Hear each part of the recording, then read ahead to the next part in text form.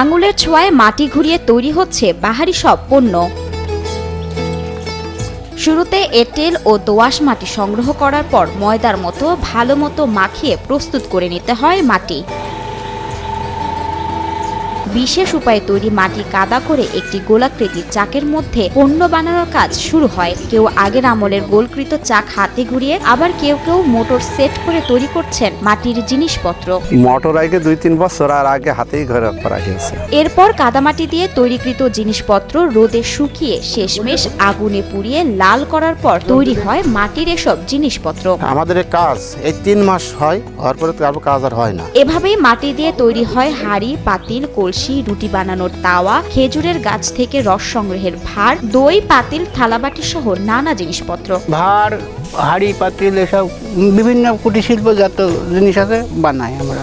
অনেকে কুমারদের বাড়ি থেকে খেজুরের রস সংগ্রহের জন্য ক্রয় করে নিয়ে যাচ্ছেন মাটির তৈরি এসব ভার। প্রতি সিজনে গাছ কেটে রস বানায়, সেই রসের থেকে গুড় বানিয়ে বিক্রি করা হয়। এখান থেকে ভার কিনে নিয়ে দিয়ে গাছ কাটবো, গাছে পাইবো, এখান থেকে 40 টাকা করে কিনা হচ্ছে ভার। আবার কেউ তাদের কাছে পাইকারি দরে ক্রয় করে নিয়ে বিক্রি করেন গ্রামে গ্রামে। আমি এই যে সব এখান থেকে ভার কিনে নিয়ে যে বেশি ব্যাপারীতে নিয়ে যাই। কিন্তু কালের পরিক্রমায় প্রযুক্তির ব্যবহার ও আধুনিকতার ছোঁয়ায় দিন দিন হারিয়ে যেতে বসেছে মাটির জিনিসপত্র। সেই জায়গা দখল করে নিচ্ছে প্লাস্টিকের তৈরি পণ্য। যেরকম প্লাস্টিকের জিনিস উঠেছে, এসব জিনিস তো ছাড়া এখন এসব জিনিস নেয় না। প্লাস্টিকের ছাঁচ, প্লাস্টিকের কুলো, প্লাস্টিকের সব কিছু জিনিস উঠে গিয়েছে। ঝিনাইদহের কাপাসাটিয়া ইউনিয়নের মধ্য কিসমত ঘোড়াগাছা, ভালকি, বৈডাঙ্গা এবং কোটচাঁদপুর উপজেলা সহ জেলার 6টি উপজেলায় শতাধিক পরিবার পূর্বপুরুষের পেশাকে ধরে রেখেছে আজও। যখন এর কাজের যোগ্যমান হয়েছে তখন থেকে আমার শুরু।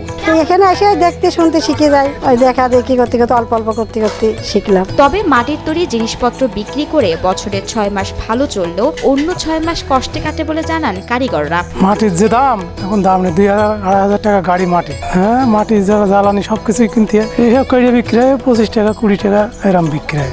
আগের মতন দাম নেই তো। মাটির এই শিল্পকে টিকিয়ে রাখতে সরকারি সাহায্য সহযোগিতার দাবি করছেন সংশ্লিষ্টরা। এই যেমন মাটি কিনতাম আগে 1000 টাকা গাড়ি, এখন 2000 টাকা গাড়ি, ডবল হয়ে গিয়েছে।